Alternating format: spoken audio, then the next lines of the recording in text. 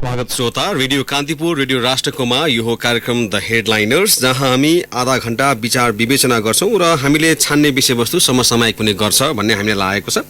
कार्यक्रमको नयाँ श्रृङ्खलाका साथ आएको छु। मेरो नाम हो पवन।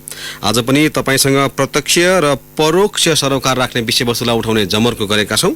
आज हामीले छानेको विषयवस्तु र त्यो विषयवस्तुमाथि विचार विवेचना गर्नका लागि निम्ति आएका अतिथिलाई तपाईँ कार्यक्रममा 55 41 905 मा टेलिफोन गरेर प्रश्न पनि टिपाउन सक्नुहुनेछ। तर एउटा आग्रह, यदि तपाईँले सोध्न खोज्नु भएको प्रश्नको जवाफ कार्यक्रमका दौरान नै आइसकेको छ भने कृपया त्यस्ता खालका प्रश्न हामीलाई 55 41 905 मा टिपाउने कष्ट नगर्नुहोला।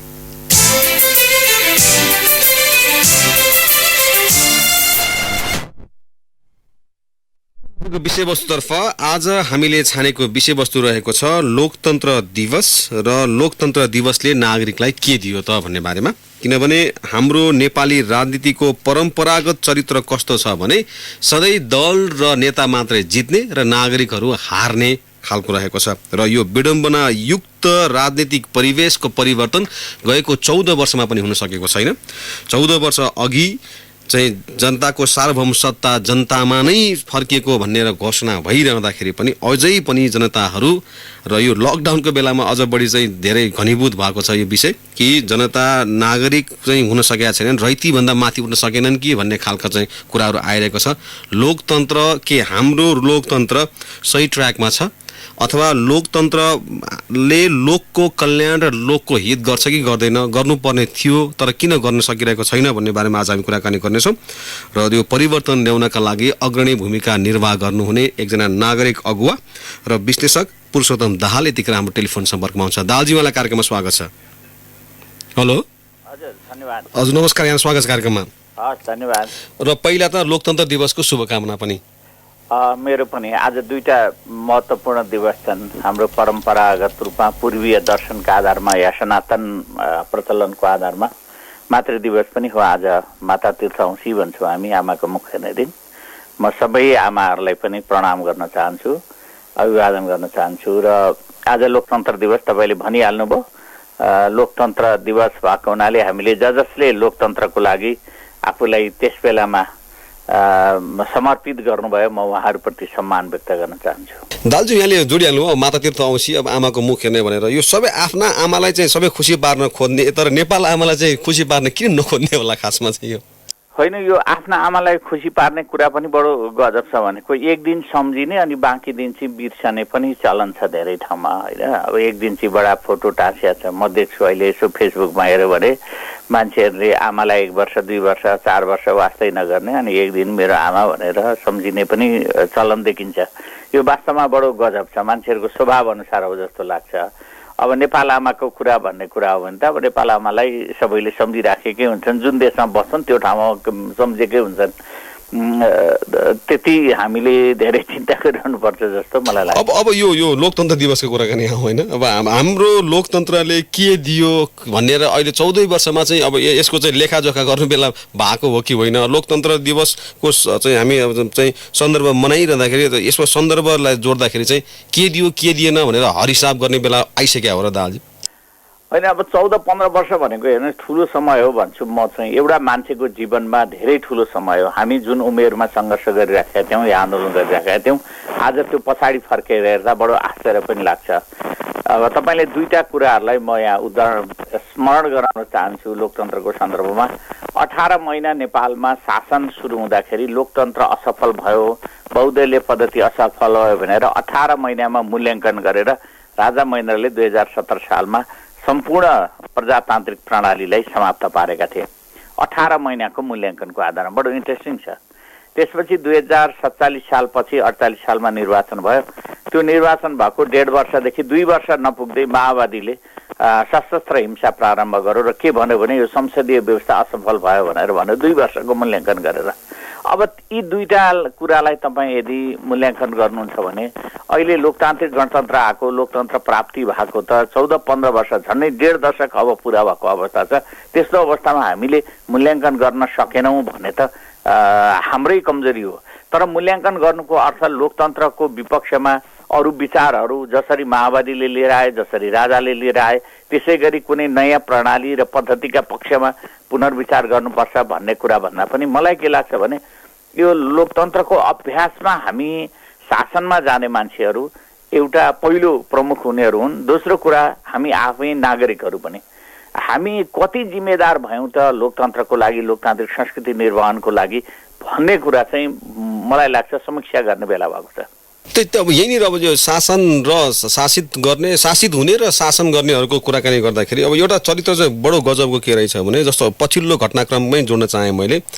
अब सत्तामा बसेका चाहिँ दलका चाहिँ नेताहरू अथवा सत्तासीन व्यक्तिहरूले अब दल फुटाउनका लागि अध्यादेश लिएर आउने, अनि विपक्षी दलको नेताको पनि सहभागिता पनि सुनिश्चित नभइकन संवैधानिक चाहिँ परिषदको मिटिङ राख्ने अनि त्यहाँबाट चाहिँ निर्णय गराउन सक्ने भने अब यो के मानसिकता हो भन्ने कुरा हो नि त फेरि, होइन? यो चाहिँ यस्तो हेर्नुहोस्, यो कस्तो भनेदेखि शासन कसले गरेको छ भन्ने कुरामा पनि हुन्छ। पहिलो कुरा त नेपालमा बडो गजब छ। एउटा तपाईँले डाक्टर दुर्गाप्रसाद भण्डारीका पुस्तकहरू धेरै पढ्नुहुन्छ मलाई लाग्छ, धेरै यो कान्तिपुरसँग सम्बद्ध साथीहरू अझ ज्यादा पढिरहनु भएको म सुन्छु, कतिपय छापामा पनि आइराखेको हुन्छ। डाक्टर दुर्गाप्रसाद भण्डारीले 2051 सालमा एउटा लेख लेख्नुभयो, सायद कान्तिपुरमा हो या अरू कुनै पत्रिकामा हो, म ठ्याक्कै भन्न चाहिँ सक्दिनँ है। उहाँले एउटा आर्टिकल लेख्नुभयो, बडो गजब एउटा बिम्ब प्रयोग गर्नुभएको छ उहाँले। त्यो बिम्ब कस्तो प्रयोग गर्नुभएको छ भने मानिलिनुहोस् एउटा सुन्दर महिला, उहाँले नामै लिनुभएको छ, त्यो बेलामा चाहिँ ड्रिम गर्ल भनेर चिनिनुहुन्छ भारतको यो सिनेमा क्षेत्रमा उहाँ हुनुहुन्छ हेमा मालिनी। उहाँले कस्तो बिम्ब प्रयोग गर्नुभयो भनेदेखि मानिलिउँ हेमा मालिनीको गालामा, सुन्दर गालामा दारी पलायो भने के हुन्छ भनेर उहाँले एउटा बिम्ब प्रयोग गर्नुभएको छ, कस्तो अनुहार हुँदो हो भनेर। नेपालको सन्दर्भमा त्यो बेलामा ठ्याक्कै एमालेको चाहिँ सरकार थियो, अनि उहाँले व्यङ्ग गर्नुभएको के कुरा हो भने लोकतन्त्र छ, प्रणाली लोकतान्त्रिक छ, तर शासनमा बसेको छन् कम्युनिस्टहरू, ठ्याक्कै त्यस्तै सुन्दर महिलाको गालामा दारी पलाए जस्तो भएको छ भनेर टिप्पणी गर्नुभएको थियो।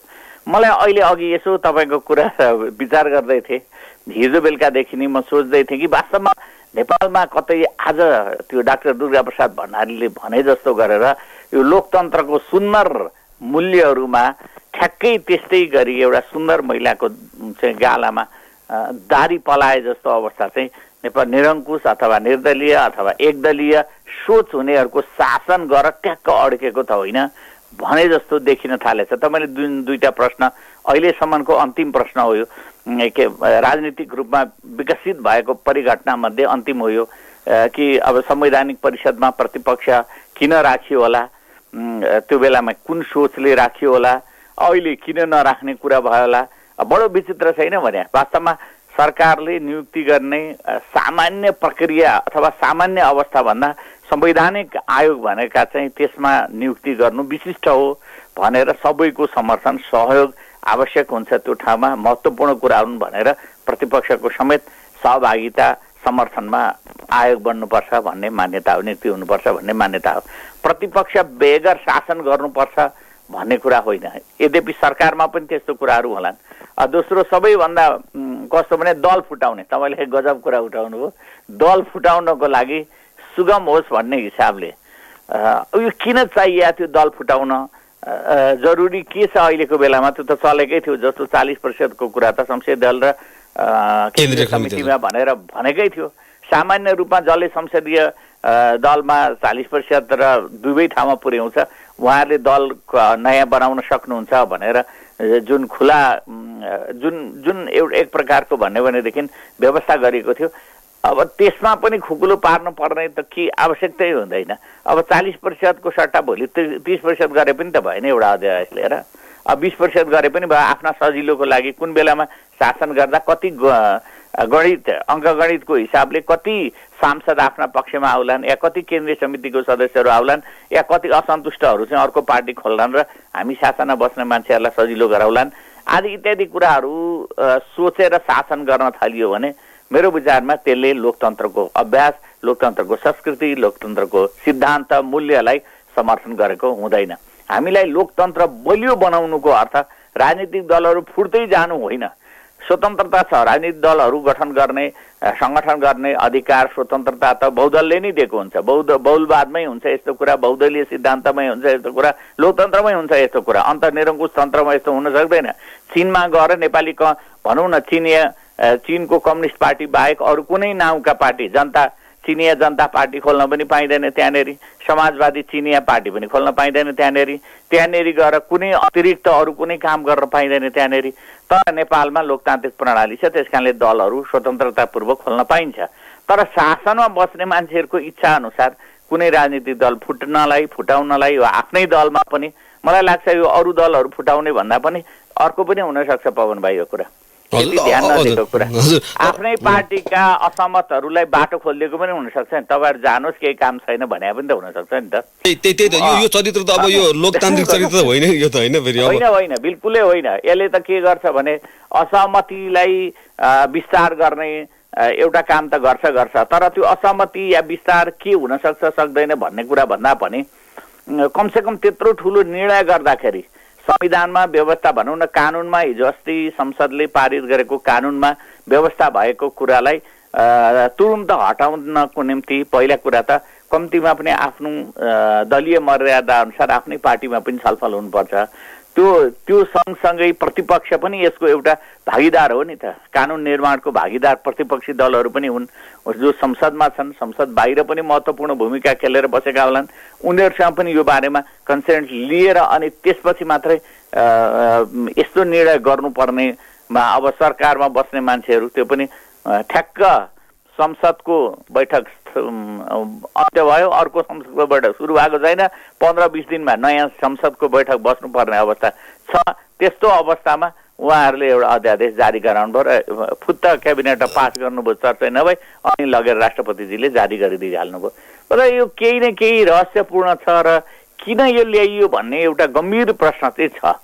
अब जस्तो यहीँनिर नि अब आन्दोलन भयो, सशस्त्र विद्रोह पनि भयो होइन, त्यो धेरै परिवर्तन आउँछ कि नागरिकहरूको दैनिकीमा केही परिवर्तन आउँछ कि भनेर चाहिँ धेरैले आश पनि गरेका थिए। अब अहिले यहीँनिर कुराकानी गर्ने, यो लकडाउनकै अवस्थामा कुराकानी गर्ने भने हाम्रा नेताहरू मन्त्रीहरू चाहिँ आफ्ना भोटरहरू मात्रै सुरक्षित गर्न लागेको देखिन्छ। जस्तो म कुनै जिल्लाबाट आएको छु भने मैले आफ्नो जिल्लाको लागि मात्रै हेर्ने, सबै मन्त्रीहरूले सबै सांसदहरूले आफ्नो जिल्ला हेर्ने भने लकडाउन गरिदिनुपर्ने कारण के हो? नागरिक चाहिँ कहिले पनि चाहिँ ध्यानमा नराख्ने, म चाहिँ कसरी बलियो हुने, मेरा भोटरलाई कसरी सुरक्षित राख्ने भन्ने मात्रै देखियो नि। लकडाउन उल्लङ्घन गरेको बेलामा पनि यो बाटोमा चाहिँ गाडी रिजर्भ गरेर पठाइदिनेहरूमा पनि त्यसो गरेर देखिएको छ। यो चाहिँ के मानसिकता हुन्छ यस्तोमा चाहिँ?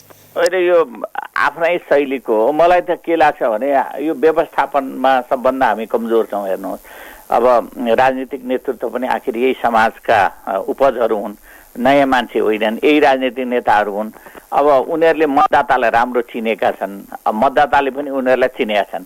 के कसरी मत लियौँ भन्ने कुरा पनि उनीहरूलाई थाहा छ। मतदाताले पनि कसरी मत दियो भन्ने कुरा, धेरै मतदाता सबै होइन, अधिकतम मतदाताहरूको हालत कसरी गयो, कसरी मतहरू गए भन्ने उनीहरूलाई पनि थाहा छ। त्यस कारणले मलाई के लाग्छ भने यो जे गर्दा पनि हुन्छ भन्ने एउटा एक ढङ्गको सोच छ र एक खालको सोच छ। सबैले अब यस्तो कष्टमा पनि दुःखमा पनि त्यसलाई राजनीतिक एजेन्डाकै रूपमा अगाडि जानु भनेको त दुर्भाग्यकै कुरा हो नि। तपाईँले आखिर नागरिक भनेको त देशकै हो नि। सकेसम्म विदेशीहरूलाई त हामीले सहयोग गर्छौँ, विदेशी मान्छेहरूलाई त हामीले यस्तो बेलामा यहाँबाट जस्तो भन्नुहोस् न पर्यटकहरू आउनुभयो, उहाँहरूलाई विशेष व्यवस्था गरेर नेपालले पठायो, राम्रा कुरा हुन् नि तिनीहरू। तर आफ्नै देशका मान्छेहरूलाई फेरि छिर्न दिएन। सबैभन्दा दुर्भाग्यको कुरा के भने यहाँ काठमाडौँबाट या अन्तबाट चाहिँ आफ्ना मान्छेहरूलाई लगे, नागरिकहरूलाई एउटा पाटो भयो, तर आफ्नै देशका आफ्ना नागरिकहरू छिर्न पाएनन्। अब दुर्भाग्यको कुरा, एकातिर ती नागरिकहरू चाहिँ कसका भोटर, कसैका त हुन् नि त, ती पनि राजनीति नै गर्ने कुरा हो भने ती भोटरलाई पनि त ध्यान दिनुपर्थ्यो, ती नागरिकलाई पनि ध्यान दिनुपर्थ्यो। तर हामी कहाँ बडो विचित्र छ, कुन बेलामा के गरिन्छ, कुन बेलामा के बनाइन्छ थाहा हुँदैन रहेछ। त्यस कारणले उहाँहरूले आफ्नै मतदाताहरूलाई प्रोटेक्सन गर्नुभयो, त्यो कुरा पनि मलाई लाग्दैन। किन उहाँहरूले यसो हेर्नुभयो, अवसर हेर्नुभयो, यो अवसरमा के गरिहालौँ भन्दा यसै गरौँ भन्नुभयो। अब फेरि यो सहयोगको पनि बडो विचित्र हुन्छ, उहाँहरूले कहाँ कहाँबाट ल्याउनुहुन्छ, कसरी गर्नुहुन्छ, कसले दिन्छ, के गरिदिन्छ, कसैलाई थाहा पनि हुँदैन। अस्ति म तपाईँहरूकै मिडियाहरूमा सुनिरहेको थिएँ, सरकारले 80 करोडको चाहिँ राहत बाँड्यो भनेर आइरहेछ। सही हो कि होइन है भवन? हो, 80 करोड उहाँहरूले सहयोग बाँड्नुभयो, तर सहयोग कसले पाउनुभयो र कसरी बाँड्नुभयो कसैलाई जानकारी छ? मलाई लाग्छ कसैलाई पनि जानकारी छैन। फेरि केन्द्रीय सरकारले 80 करोड कसरी खर्च गर्यो, कहाँ दियो भन्ने कुरा, किनभने पालिकाहरूले पनि खर्च गरिराखेका छन्, पालिकाहरू पनि व्यवस्थापन गरिराखेका छन्, प्रदेशहरूले त के गरेका छन् थाहा छैन। त्यो बडो गजब छ भनेको, जे पनि भनिराखेका हुन्छ, अब यो टुङ्गो हुँदैन। अब एउटा चाहिँ अब अलिक उद्वेग लाग्दो परिस्थिति चाहिँ के बन्यो भने दाहालज्यू, जस्तो अब चाहिँ परिवर्तनको आन्दोलन हुने बेलामा जो दलहरू सँगै उभिएका थिए उनीहरूले चाहिँ सत्ताको स्वाद चाहिँ यो बिचमा सबैले चाखिसकेका छन् होइन, तर अब यो जनताले चाहेको सामान्य खालको परिवर्तन पनि हुन चाहिँ किन नसकेको यो चाहिँ? होइन, मलाई पनि त्यही आश्चर्य लाग्छ भाउ, किनभने जस्तो हामीले पहिला लोकतान्त्रिक गणतन्त्र भन्यौँ, नेपालमा प्रयोग धेरै हुँदै हुँदै हुँदै आयो, लोकतान्त्रिक गणतन्त्र प्रयोग गर्नुपर्छ भन्ने मान्यताका साथ, किनभने नेपालमा राजसंस्था जान्छ भन्ने निष्कर्षमा हामी पुगेका थियौँ कुनै समयमा। त त्यो अवस्थामा अब नेपालमा लोकतान्त्रिक गणतन्त्र नै हो भन्ने प्रणालीको हिसाबले अब विवाद रहँदैन भन्ने हाम्रो मान्यता थियो। अब पहिलो कुरा त अहिले पनि प्रणालीका निम्ति विवाद, त्यो पनि शासनमै बस्ने मान्छेहरू गरिरहनु भएको छ। पहिलो सबभन्दा गम्भीर प्रश्न त्यहाँनिर छ। मतलब यो अहिलेको राजनीतिक प्रणालीलाई ठिक छ, सुधार गर्न सकिन्छ, संशोधन गर्न सकिन्छ, बिग्रेका कुराहरूलाई बनाउन सकिन्छ र आवश्यकता अनुसार समायोजन गर्न सकिन्छ, तर लोकतान्त्रिक गणतन्त्रको प्रणालीलाई चाहिँ परिवर्तन गर्न सकिँदैन। तर शासनमै बस्ने मान्छेहरू के भइरहेछन् भने अब यो लोकतन्त्रमा टेकेर समाजवाद, वैज्ञानिक समाजवाद भन्नुहुन्छ, कहिले कहिले साम्यवाद भन्नुहुन्छ, कहिले विकसित समाजवाद भन्नुहुन्छ, ल्याउनु पर्छ भनेर भन्नुहुन्छ उहाँहरूको यो राजनीतिक भाषासँग हाम्रो पूर्ण असहमति हो पहिलेदेखि, अहिलेदेखि होइन। तपाईँले उहाँहरूले सन् 1914 सम्मको इतिहास हेर्नुभयो भने थाहा हुन्छ। सन् 1914 सम्म ठ्याक्क आज हाम्रोमा शासनमा बस्ने मान्छेहरू जस्तै सोच लेनिनले बनाउनु भएको थियो। जब शासनमा पुग्नुभयो उहाँहरूले ठ्याक्कै एकदलीय शासन सुरु गर्नुभयो र संसारमा आज पनि त्यसको विवाद यथावत छ। त ठ्याक्कै उहाँहरू त्यही लेनिनले दोस्रो चरणमा प्रवेश गर्दाखेरिको जे सोच थियो त्यही सोचमा उहाँहरू प्रवेश गर्न चाहिरहनु भएको अवस्था छ। अर्थात् लोकतान्त्रिक गणतन्त्र शासन गर्ने मान्छेहरूलाई पनि स्वीकार छैन। यहाँ त कस्तो छ भने नागरिकलाई अस्वीकार हुनुपर्ने, नागरिकले पो सही वा बेसै यो ठिक भएन भनेर मूल्याङ्कन गर्छ, तर शासनमा बस्ने मान्छेहरूले नि यो प्रणाली बेठिक भयो भनेपछि कसका कारणले बेठिक भयो भनेर त जवाब दिनु पर्यो नि। उहाँहरू शासनमा बस्ने, जिम्मेदारी लिने, अनि यो ठिक वा बेठिक भनेर उहाँहरू आफै बसेर मूल्याङ्कन गर्ने भनेको त्योभन्दा राजनीतिक अनैतिकता त केही हुनै सक्दैन। उहाँहरूले यो काम गरिरहनु भएको छ एउटा कुरा। त दोस्रो कुरा मलाई लागेको कुरा आम नागरिकको सन्दर्भमा भन्नु, जे परिवर्तनको कुरा हामीले सोचेका थियौँ, जस्तो ठुलो कुरो छैन नि मान्छेहरूको, तपाईँले सामान्य कुरा परिवर्तन खोजेको छ मान्छेहरूले। सामान्य त पहिला त रोजगारी खोजेको छ। आजकै दिनमा पनि झन्डै 40 लाख मान्छेहरू बाहिर हुनुहुन्छ श्रम बजारमा र विभिन्न ठाउँमा जानु भएको छ। बुद्धिजीवीहरूदेखि धेरै एक्सपर्ट म्यान पावर हाम्रो गएको छ। त्यो 40-45 लाख नेपालीहरू नेपालमा फर्किनु भयो भने उहाँहरूलाई बास दिने ठाउँ नहुन सक्छ। अरू कुरा त छोडिदिनु न, हामी धेरै ठुला कुरा गरिरहेका छौँ। नेपाली नागरिकहरूले सोचेको कुरा के हो भने ती जहाँसुकै भए पनि नेपाल फर्केपछि कमसेकम एउटा बास त चाहियो। त्यो अवस्था पनि छैन, रोजगारी पनि छैन। उहाँहरूले सिर्जना गर्ने कुरा गर्नुहुन्छ, ठुल्ठुला कुरा गर्नुहुन्छ। सामान्य कुरा शिक्षाको कुरा, शिक्षा कति प्रकारको शिक्षा छ, त्यसलाई कसरी हामीले व्यवस्थित गराउने भनेर आजसम्म कसैको दिमागमा चढिरहेको छैन। वास्तवमा नेपालमा सबैभन्दा ठुलो विभेद शिक्षामा छ भन्छु म चाहिँ, मेरो भाषामा भन्ने हो भने त्यो अवस्था छ। अब सामान्य कुरा मान्छेहरूलाई स्वास्थ्यको कुरा छ, उपचारको कुरा छ, तर कस्तो भइदियो भनेदेखि शासनमा बस्ने मान्छेहरूलाई चाहिँ सुविधामाथि उपरमाथि थुपर भन्छ नि भाइ, उपरमाथि थुपर शासनमा बस्ने मान्छेहरूको लागि चाहिँ हुँदै गयो हरेक चरणमा। तर कस्तो भइदियो फेरि अरू बाँकी चाहिँ निमुखा हुँदै हुँदै हुँदै जाने परिस्थिति सिर्जना भयो। तपाईँले भन्नुहोस् न, अब चाहिँ राष्ट्रपतिजीलाई 18-20 करोडको गाडी किन दिने अहिलेको बेलामा? नेपालमा कुन त्यस्तो भयानक सङ्कट छ र त्यत्रो सुरक्षाको लागि चाहिन्छ? चाहिँदैन नि। हेलिकप्टर चाहिन्छ? चाहिँदैन नि। तपाईँले यी चाहिँ सेक्युरिटी हेर्नुभयो भने तपाईँले र त्यो जुन खर्च छ यसो हेर्नुभयो भने त्यो खर्च त्यतिका विधि चाहिँदैन। अनि सबभन्दा गम्भीर कुरा अहिले स्थानीय तहमा यो प्रश्न त कुन दिन उठ्छ थाहा छैन। अहिले कोरोनाको सङ्कटमा छन् मान्छे चिन्तित छन्, भोलि के होला के नहोला भन्ने अवस्था छ। आफ्ना कतिपय मान्छेहरूको विदेशमा आफ्ना सन्तानहरू नातेदारहरू छन्, काम गर्न पढ्न गएका, अनेक कुराहरू छन्, उनीहरूलाई त्यता चिन्ता भइराखेको छ। अहिले चुप लागेको होला, नत्र भने तपाईँले जुन शैलीमा स्थानीय निकायहरूमा, स्थानीय पालिकाहरूमा चाहिँ जसरी ट्याक्सको कुरा छ, यसले मलाई लाग्छ धेरै ठुलो समस्या खडा गर्न सक्छ। अब यी कुराहरू छन् जसले अत्यन्तै सानो कुरो पनि राज्यले प्रदान गर्नुपर्छ। जस्तो हामीले भनिरहन्छौँ नि, अहिले हाम्रो नेपालको जस्तो व्यवस्था हुन त त्यहाँ मोनार्की छ, तर पनि त्यहाँ कस्तो छ भन्नु, जस्तो डेनमार्क जानुभयो तपाईँ स्विडेन जानुभयो भने गफ त हामी नेपालीहरू एकदम ठुलो, कहिले स्विजरल्यान्ड जस्तो बनाउँछौँ भन्छन्, कहिले के भन्नुहुन्छ, तर स्विजरल्यान्ड बनाउने सोच पनि हुनु पर्यो, त्यही अनुसारको व्यवहार पनि हुनु पर्यो। करप्सनमा आफ्नै मिनिस्टरहरूको प्रोटेक्सन गर्ने प्रधानमन्त्री बसेको ठाउँमा स्विजरल्यान्ड बन्छ भने बन्न सक्दैन नि, समस्या धेरै छ भने। हजुर दालजी, अब अहिले हाम्रो कार्यक्रममा ब्रेक लिनुपर्ने बेला भएको छ। मैले तपाईँलाई बिचार कि कृपया टेलिफोन सम्पर्क गरेर होला। हामी ब्रेकपछि फेरि आउनेछौँ र श्रोताका जिज्ञासा पनि लिएर आउनेछौँ। तपाईँ हुनुहुन्छ रेडियो कान्तिपुर, रेडियो राष्ट्रकुमा, कार्यक्रम द हेडलाइनर्स। द हेडलाइनर्समा आज हामी लोकतन्त्र दिवसको सन्दर्भ पारेर राजनीतिक विश्लेषक एवं नागरिक अगुवा पुरुषोत्तम दाहालसँग कुराकानी गरिरहेका छौँ। अहिले भने ब्रेकको पालो।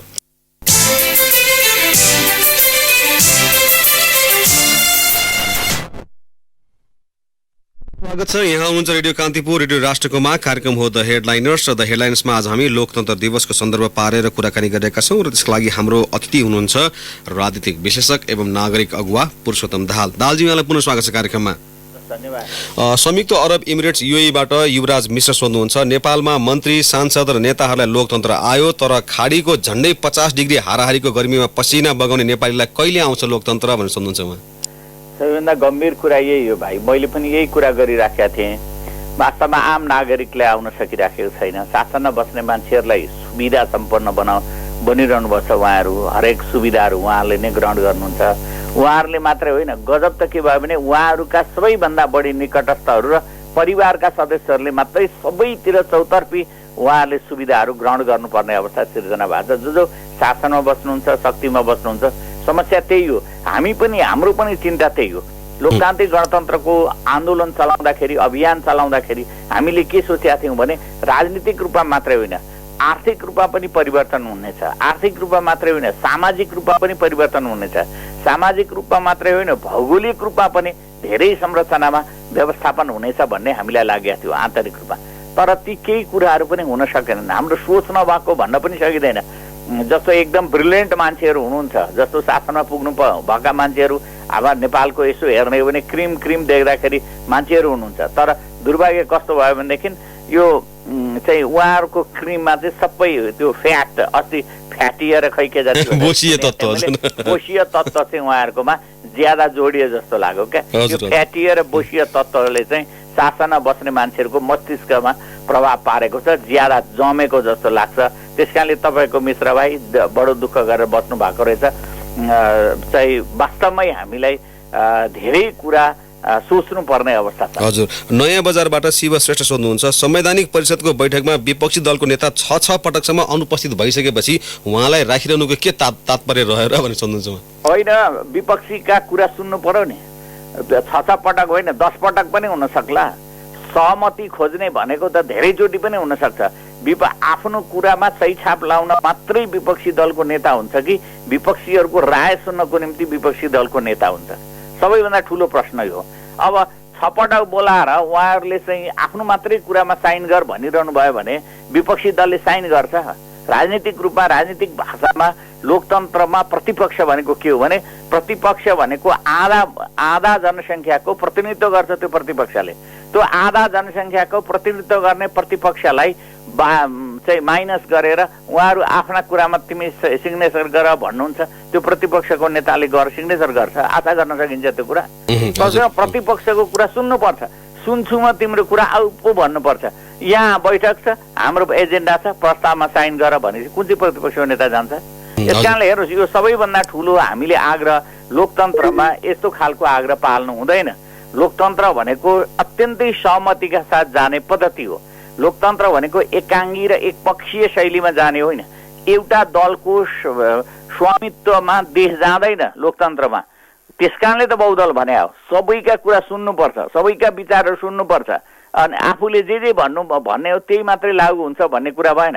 जस्तो सरकार बन्छ भने मेरो चाहिँ परिभाषामा, जस्तो तपाईँले बहुदलमा सरकार बन्छ भने सबै पार्टीका घोषणापत्र हेर्नुपर्छ। त्यो सरकारले आफ्नो पार्टीको मात्रै होइन, असल कुरा छन् भने जुनसुकै पार्टीको घोषणापत्रमा उल्लेख भएको भए पनि त्यसलाई कार्यान्वयन गर्नुपर्छ। अर्का पार्टीको घोषणा पत्रमा भएका कुरा किन कार्यान्वयन गर्ने अब दाजु अब आफ्नै पार्टीको घोषणापत्र कार्यान्वयन हुँदैन अर्काको चाहिँ के कुरा गर्ने समस्या चाहिँ त्यही नै रहेछ अब धेरैको एउटै खालको प्रश्न रहेको छ सुन्दरी जलबाट उहाँको नाम नै लोकचन्द्र उपाध्याय रहेछ आज लोकतन्त्र दिवसको दिनमा यो गणतन्त्रले गर्दा लोकतन्त्र नै खतरामा पार्छ क्या हो भनेर सोध्नुहुन्छ होइन समस्या मैले अघि पनि भने नि विवाद धेरै छन् होइन अहिले पनि सहमति अझै पनि कायम भइसकेको छैन धेरै कुराहरू हामी तर व्यवस्था गर्दै जाँदा सकिन्छ राम्रो शासनमा बस्ने मान्छेहरूले राजनीतिक कर्मीहरूले राम्रो काम गर्दै जानुभयो भने फ्रस्ट्रेसन हुँदैन हामी यसलाई अझ विकसित गर्दै जान्छौँ अझ सन्तुलित गर्दै जान्छौँ जस्तो हाम्रा धेरै उपलब्धिहरू छन् संवैधानिक रूपमा हामीले प्राप्त गरेका छौँ वास्तवमा नेपालको सन्दर्भमा भन्यो भने लोकतन्त्र नयाँ ढङ्गले हामी परिभाषित गऱ्यौँ गणतन्त्र हामीले नयाँ ढङ्गले ल्यायौँ त्यस्तै गरेर तपाईँको सङ्घीयता छ नेपालमा धेरैले भन्छन् सङ्घीयता गाह्रो भयो तर म सहमत छैन त्यसमा किनभने हामीले व्यवस्थापन राम्रो गर्यौँ भने सङ्घीयता उपलब्धिमूलक हुन सक्छ यो अहिले नै यो अब कोभिडकै बेलामा पनि दाजु अब स्थानीय तहहरू जसरी सक्रिय देखिएका छन् त्यो राम्रै छ त्यसले राम्रो गरिराखेको छ त्यसकारणले हामीले यसलाई व्यवस्थापन कसरी गर्छौँ भन्ने कुरा मूल कुरा हो अब यसलाई बिगार्दै जाने हो भने जस्तो जे मन लाग्छ त्यस्तै अब अहिलेको दुर्भाग्य के गर्नु आम नागरिकलाई भन्न मिल्दैन गाली गर्नु हुँदैन आम नागरिकलाई अहिलेको प्रधानमन्त्रीले गणतन्त्र आउनु भनेको चाहिँ के भन्छ बैलगाडा चढेर अमेरिका जानु र नेपालमा गणतन्त्र आउनु उस्तै हो भनेर उहाँ व्याख्या गर्ने मान्छे हो जसलाई गणतन्त्र विश्वासै छैन त्यो मान्छे शासनमा बस्नु भएको छ भने अनि उहाँलाई डाडी पुण्य दिने अनि लोकतान्त्रिक गणतन्त्र ठिक भएन भनेर भन्ने हामी जनता पनि उस्तै छौँ नि त शोचनीय कुरा के हो भने प्रिन्सिपल्ली कसले यस्ता कुरालाई लोकतन्त्रलाई कसले स्वीकार गरेका छ गणतन्त्रलाई कसले स्वीकार गरेका छ संघीयतालाई कसले स्वीकार गरेका छ कमसेकम त्यो स्वीकार गर्ने शक्तिहरूलाई पो जिम्मेदारी दियो भने मलाई लाग्छ हुन्छ अब दिएको छ